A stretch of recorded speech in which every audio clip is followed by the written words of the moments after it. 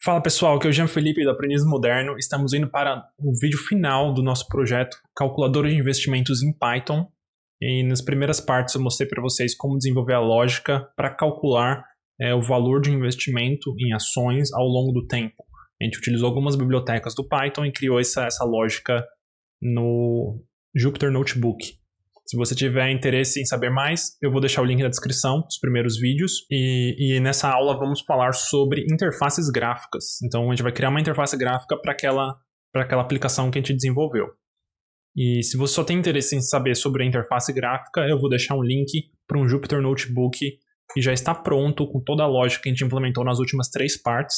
Você pode utilizá-lo como base para seguir a aula de hoje. E a ideia aqui é mostrar para vocês como Python é uma linguagem extremamente versátil. Com Python você consegue construir aplicativos, fazer cálculos, análises, construir websites e até interfaces gráficas. Então essa é a ideia é mostrar para vocês, porque muita gente me pergunta, mas por que eu me tornaria um analista de dados? Qual que é a diferença? E eu acredito que a maior diferença está nessa flexibilidade das ferramentas. Então, conhecendo ferramentas como Python, você consegue trazer muito mais valor do que só as análises. O analista de dados ele tem como papel não só trazer as análises que um analista de negócios faria, mas também automatizar processos e trazer soluções tecnológicas. Isso é muito interessante porque você agrega valor não só com as suas análises, mas também com o ganho de eficiência que a tecnologia traz, como por exemplo, automatizando um processo que gastaria, sei lá, diversas horas de diversas pessoas. Então, automatizando isso, você acaba poupando essas horas, que deixa essas pessoas livres para fazerem outras coisas. Então, o ganho de eficiência é muito grande. E no final das contas, nós sabemos que os funcionários que trazem mais valor para a empresa são os que acabam tendo carreiras mais bem-sucedidas. Então, quanto mais valor você traz, não só para a empresa, como principalmente para os clientes dessa empresa, melhor você é como funcionário e mais chances você tem de crescer na sua carreira. Então, acho que esse é o maior valor que um analista de dados pode trazer. Mas, sem mais delongas, vamos mostrar para vocês aqui como ficou a nossa interface gráfica. Então, vou abrir aqui para vocês verem. Então, essa é a interface gráfica e a gente coloca aqui os tickers separados por vírgula, a data de início de investimento. Vou colocar aqui 1 de janeiro, que já está. Aí eu seleciono aqui o aporte mensal, vamos dizer R$900 por ação. Clico em calcular, ele vai rodar aqui e vai me trazer a performance da carteira. Aqui embaixo tem a performance, como a gente viu nas outras aulas. Então é só para criar uma interfacezinha gráfica que trabalha com a lógica que a gente já fez. Então vamos voltar aqui no nosso Notepad, que eu vou abrir aqui para vocês e vamos falar agora então das bibliotecas que vamos utilizar. Bibliotecas. Então além das que a gente já utilizou para construir a lógica, como Pandas, Matplotlib e YFinance, nós também vamos utilizar a biblioteca IPyWidgets, que é uma biblioteca que permite criar interfaces gráficas no Jupyter Notebook. Jupyter Notebook ou Jupyter Lab. Então a ideia aqui é poder criar caixas de texto, sliders, checkboxes e muitas outras coisas que permitem que um usuário interaja com a sua lógica, com o seu programa, e essas entradas se tornam variáveis dentro do seu cálculo para retornar uma imagem ou alguma coisa a partir dessas informações. Além dessa biblioteca, vamos utilizar também o IPyMPL, que permite interagir com figuras plotadas, figuras do Matplotlib plotadas no Jupyter Notebook Lab. Então essa aqui é uma outra biblioteca que a gente vai utilizar também, porque a gente tem uma figura, já que a gente construiu uma figura no Matplotlib, a gente pode interagir com ela de uma maneira mais fácil. Então essas são as 2 bibliotecas. Eu vou mostrar para vocês a documentação delas. Então eu vou abrir o Google aqui. Então a gente vai digitar aqui, IPyWidgets, eu já tinha colocado. Dou um buscar aqui. Primeiro link que aparece para mim é o da documentação deles. Então clicando aqui, ele vai mostrar a documentação. A primeira parte é obviamente instalação, então como eu instalo, e adivinha só, você vai usar o pip ou conda se você estiver usando o pacote da Anaconda. Então a mesma ideia, pip install IPyWidgets, e aqui tem um comando adicional no Jupyter, que você libera a extensão de widgets dentro do Jupyter Notebook, tá? Então são esses 2 comandos que a gente roda. No conda ele já faz tudo isso para você, é só colocar esse comando lá. Eu vou mostrar para vocês na prática. Mas antes disso, eu queria falar um pouco sobre as opções. Então aqui a gente tem um User Guide, né, um guia que vai mostrando da parte mais simples até a mais complexa dessa biblioteca. Lembrando que eu já falei em outras aulas que dominar uma biblioteca complexa como essa demora tempo, né? Requer tempo. Então não é algo que de um dia para a noite você vai dominar toda essa biblioteca. Tem muitos detalhes que você vai pegando com experiência, conforme você vai desenvolvendo outros projetos. Então é sempre assim. Então aqui a gente tem o básico, né? O básico de interação, que é criar um slider, por exemplo, criar um checkbox, colar uma caixa de texto, por aí vai. Então tem algumas opções aqui que ele ensina. Sempre lembrando que dá para traduzir aqui, mas o código ele é bem simples. Ele já mostra para vocês que um comando apenas você constrói um slider bem simplesinho. E a gente tem até coisas mais complicadas, como botões. Tem uns botões aqui que você pode criar e tudo mais. Então a gente vai mostrar como funciona isso na prática. E o outro é o IPy MPL, que também tem a documentação aqui no GitHub. Então se eu abrir aqui, ele vai mostrar a documentação e o que ele faz basicamente, que é permitir você interagir com a figura que você criou do Matplotlib. Então você pode interagir com essa figura de uma maneira mais dinâmica. E a ideia é usar essas duas bibliotecas. Então aqui, mesma ideia de como instalar. pip install IPyMPL. Então, beleza. Aqui está a documentação, recomendo vocês darem uma lida.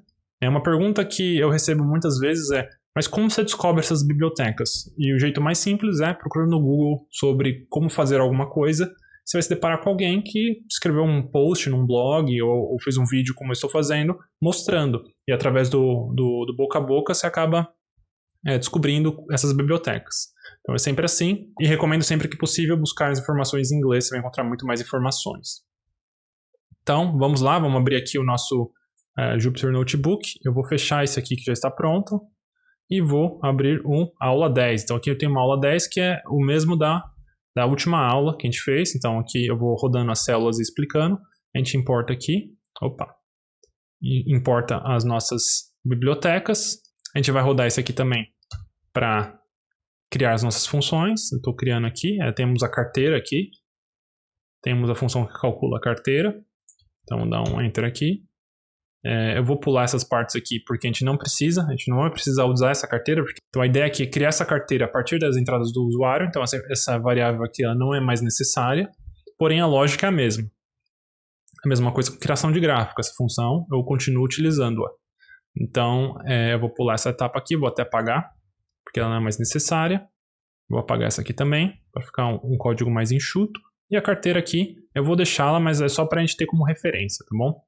Mas vamos lá, vamos agora à próxima etapa, que é criar uma interface gráfica. Então eu tenho minha colinha aqui e vou escrever um pouquinho explicando para vocês. Então legal, agora que a gente já rodou as células, já estão carregadas, vamos para a implementação. O primeiro passo é instalar a biblioteca que a gente vai utilizar. Então eu entro aqui, crio um novo terminal. Eu estou com Python raiz instalado aqui. Posso colocar um pip version. E ele vai mostrar aqui a versão do pip. Eu vou dar um zoom aqui para ficar um pouquinho mais fácil de ver. Temos o pip version aqui. Vamos instalar agora o IPyWidgets. Pip install IPyWidgets. E ele vai instalar o IPyWidgets. Instalou. E aí agora a gente usa o comando lá da documentação, que era Jupyter NB extension enable --py espaço widgets NB extension. Se não me engano era isso. E aí ele vai liberar os widgets dentro do Jupyter Notebook. E agora a gente por fim instala pip install IPyMPL. Mesma ideia, ele vai lá baixar, instalar, pronto, está resolvido. Para garantir, recomendo reiniciar o Jupyter Notebook, que você pode fechar aqui e abrir de novo, e ele vai instalar com certeza. Pronto, instalado, então agora a gente pode importar. Vou importar aqui, import IPyWidgets. Vou dar o nome de W, e vamos importar IPyMPL. Então eu vou tentar rodar. Se der um erro é porque eu preciso reiniciar o servidor do Jupyter aqui em cima. Tá? Às vezes, quando você acaba de instalar, ele não reconhece, mas geralmente sim. Então aqui ele reconheceu. Se o seu der algum erro, é só fechar o notebook e abrir de novo. E provavelmente vai estar tudo certinho, sempre conferindo aqui do lado o Python que você tem instalado.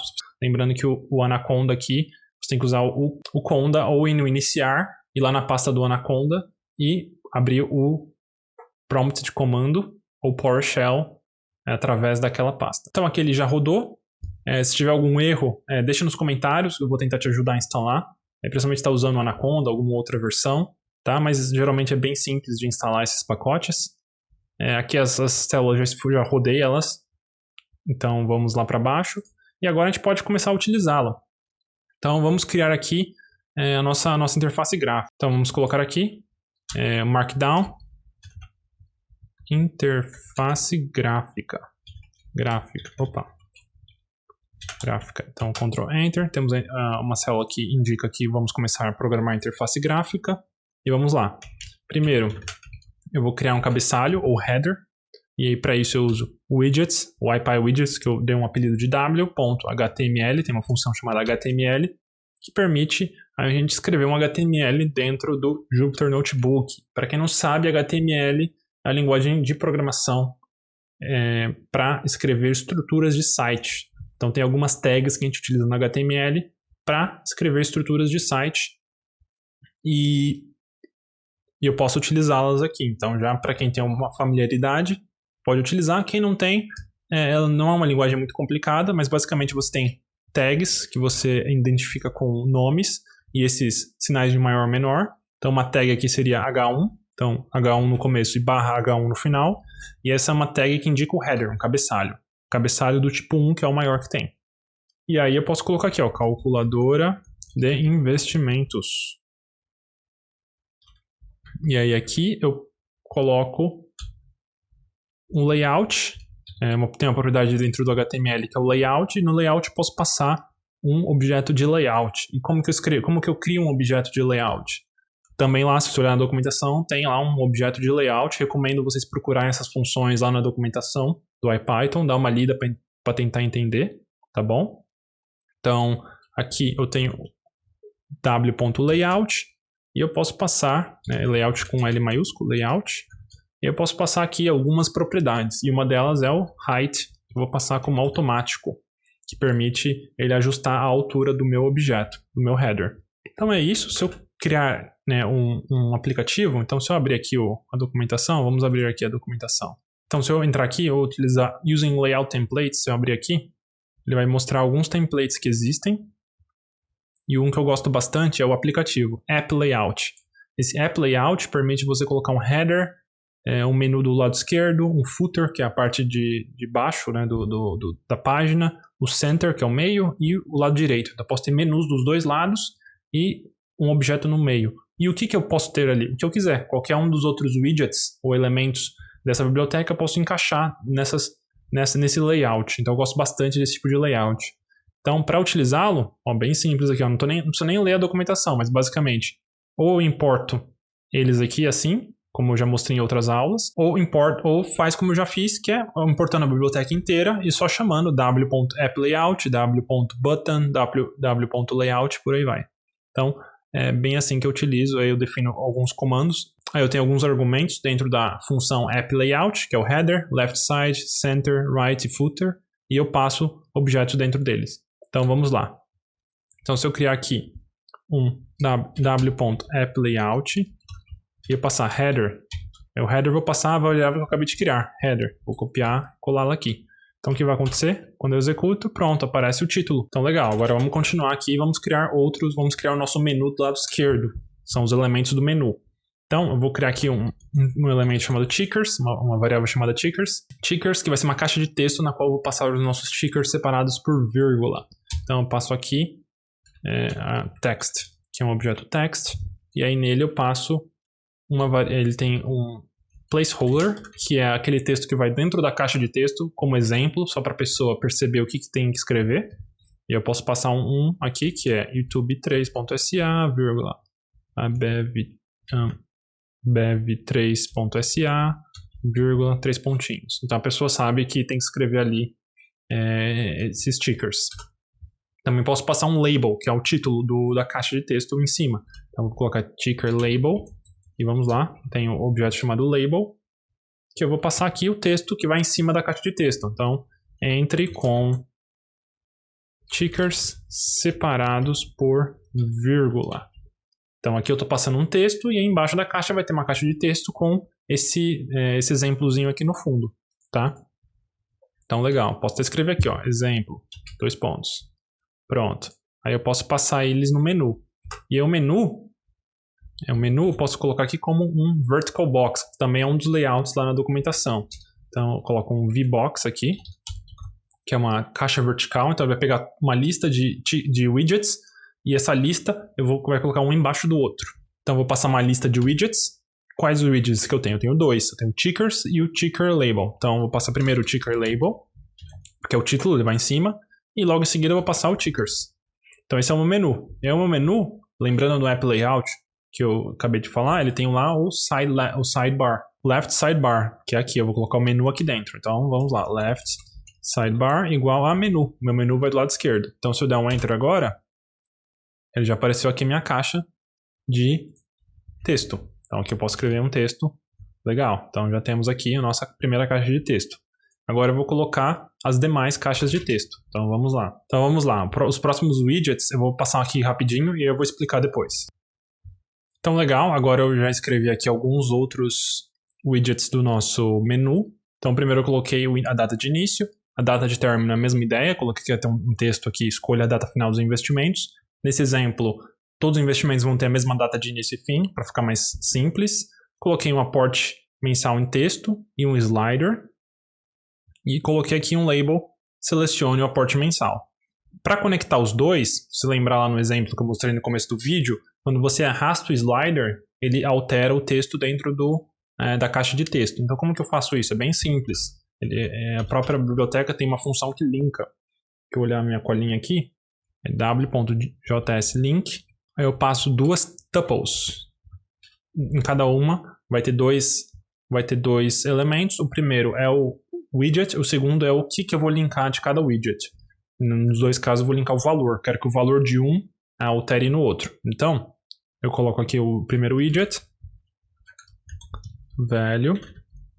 Aí eu coloco aqui o segundo, aporte, que é aporte texto. E aporte slider, value. Pronto. E aí eu criei um botão também, ó, tem um botão. Aí o botão ele tem algumas outras propriedades.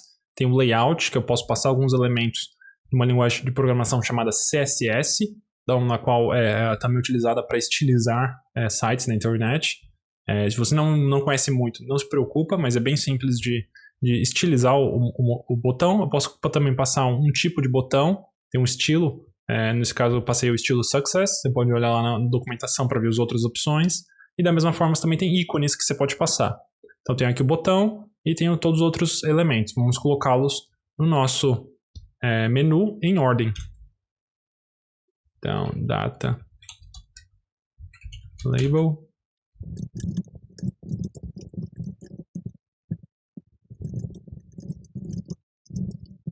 Então aqui eu coloquei já uma lista dos widgets que a gente criou aqui em cima. Passei as variáveis com os widgets numa lista, e essa lista vai ser o nosso menu. Nosso menu já está do lado esquerdo da nossa aplicação. Então agora eu posso rodar essa célula e o nosso menu vai aparecer aqui. E lembrando que o nosso aporte mensal, ele tem uma caixa de texto e um slider, e ambos estão conectados. Então toda vez que eu arrasto aqui, ele tem um link. E eu tenho um botão calcular aqui, que vai calcular alguma coisa. Então beleza, nosso setup já está quase pronto. No centro eu vou passar um output, uma variável output que a gente vai criar, que vai ter o output do resultado. E no lado direito, eu não vou passar nada. Sidebar, vou passar vazio, eu não quero nada do lado direito. E footer, eu vou passar vazio também. E além disso, além desses 5 parâmetros, eu também posso passar o height, que é a altura, que eu vou passar 1000 pixels. E aí depende do tamanho da figura do aplicativo que você quer criar. E grid gap, que eu vou passar 20 pixels, que é o espaço entre o lado esquerdo, né? Então imagina que tem um retângulo imaginário que é o lado esquerdo, um retângulo imaginário que é o header, um que é o centro, então ele vai deixar 20 pixels de distância entre esses elementos. Tá? E além disso eu vou criar um padding, que é esse espaço, essa margenzinha, eu vou colocar uma margem no nosso menu aqui, ó, no VirtualBox eu também posso criar um layout e vou passar um espaço, w.layout, aí eu vou passar aqui, layout, aqui eu vou passar um padding igual a 20 pixels, que é essa margenzinha aqui, para ele não ficar colado na margem esquerda do aplicativo. Então dando um Enter aqui, o output ainda não foi definido, então vamos removê-lo por enquanto. Aí ele já deu uma margenzinha aqui. E a nossa aplicação já está com 1000 pixels de altura. Pode ver que ela ficou bem larga. Certo? Então temos aqui nosso menuzinho. Está tudo certo. Legal, vamos desenvolver agora. Eu vou voltar aqui com o output. E vamos criar nosso output. Então o primeiro passo é criar uma ação para o botão. Então toda vez que o botão clicar, nada acontece aqui. Então se eu clicar nesse botão, nada acontece. Então vamos criar alguma coisa nesse botão. Então o botão chama variável, submit, e posso, dentro dessa variável, eu tenho um método chamado onClick, que é quando clicar, aí eu passo o nome de uma função. Eu vou chamar essa função de processar. Essa função vai processar, e ela vai processar o quê? O nosso output, a nossa saída. Então vamos defini-la agora, vamos criá-la. Então vamos aqui em cima, antes do botão existir, né? Isso aqui é um script, então está vindo de cima para baixo. Antes do botão existir aqui, nessa linha, vamos definir a função processar, tá? E aí eu vou definir essa função. Se eu olhar lá na documentação, vamos abrir aqui. Em eventos, eu tenho aqui os eventos dos botões. Então, eu acho que o principal é onClick, é o método onClick no botão. Então, aqui ele já dá um exemplo de como utilizar o onClick. Então, primeiro eu crio o botão, o widgets button.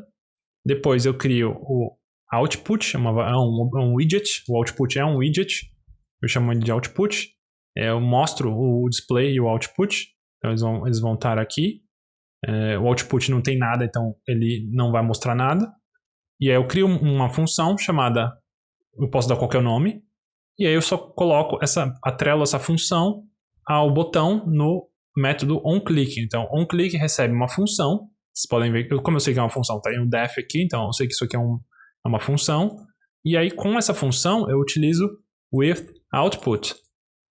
E aí eu coloco, qualquer coisa que eu coloco aqui dentro vai sair no output. E é basicamente assim que funciona. Vou mostrar para vocês na prática. Então, basicamente eu tenho aqui o output. Então vamos criar o output aqui em cima. Volta aqui no topo. Então o output é igual a w.output. Pronto. E agora a gente tem no botão a função processar. Vamos criá-la, né? Copiando lá a lógica da documentação. Processar. E vou passar aqui with output. Então, eu posso criar aqui, clicou. Então, quando eu rodar isso aqui, o que vai acontecer?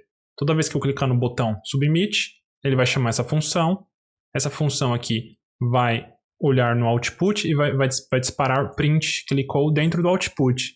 Onde que está esse output? Se eu olhar aqui, o output está aqui no center. Então, aqui no centro do nosso aplicativo está a variável output, ou widget output.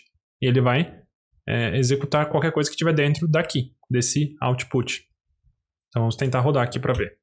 Então, quando eu tento rodar aqui, eu dou um calcular e clicou. Então, toda vez que eu clico, ele vai escrever lá, clicou. Se eu quiser atualizar, rodar de novo aqui a célula e pronto. Aqui está cortando um pouquinho porque eu acho que é o zoom. Se eu diminuir um pouco o zoom aqui já fica melhor. Então aqui dentro vamos implementar a nossa lógica, aproveitando as funções que temos lá em cima. Então a primeira coisa é pegar os tickers. Então como que eu pego os tickers dentro de um widget? Então como que eu faço? Eu crio uma variável chamada lista tickers e vou pegar o valor dos tickers dentro da caixa aqui, ó, dentro dessa caixa. Aqui estão vazios, mas ele vai ter uma lista de tickers ali. Então vamos pegar os valores. Como que eu pego? Qual que é o nome dessa variável? É variável tickers. Então eu venho aqui, copio o nome da variável e ponho .value.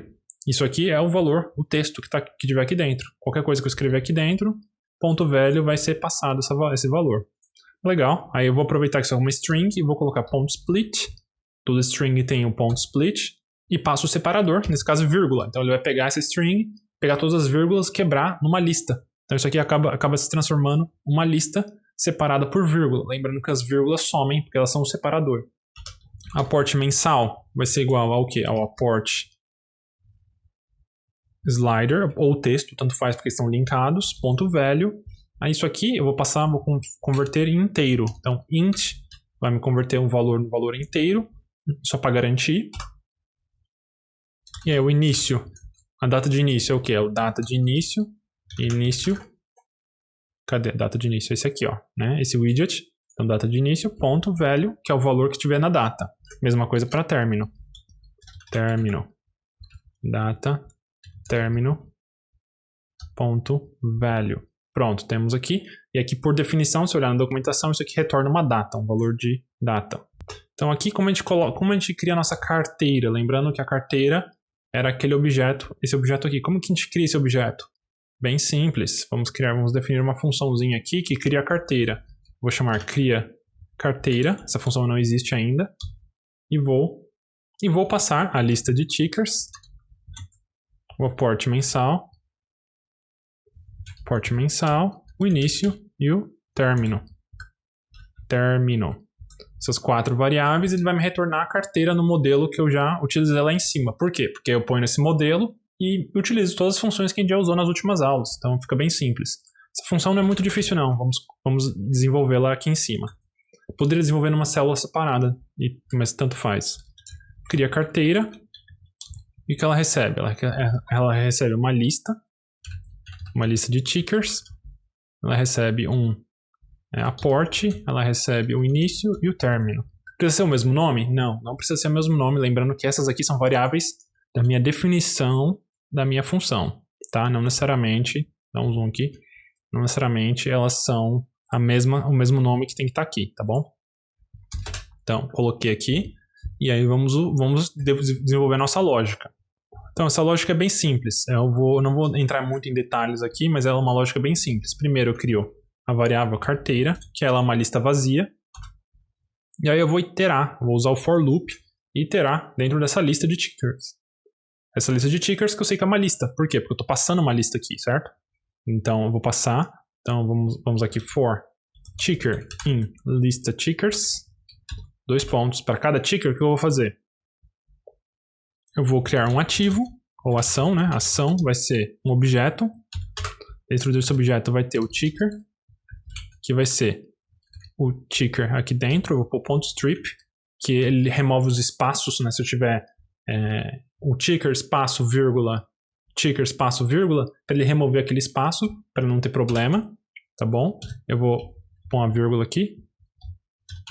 Aí eu vou passar o início da mesma forma, são as mesmas chaves que a gente utilizou na variável carteira.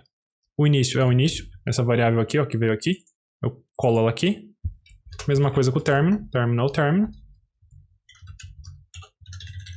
Mesma coisa com o aporte mensal, que era uma outra chave que a gente estava usando nas outras aulas.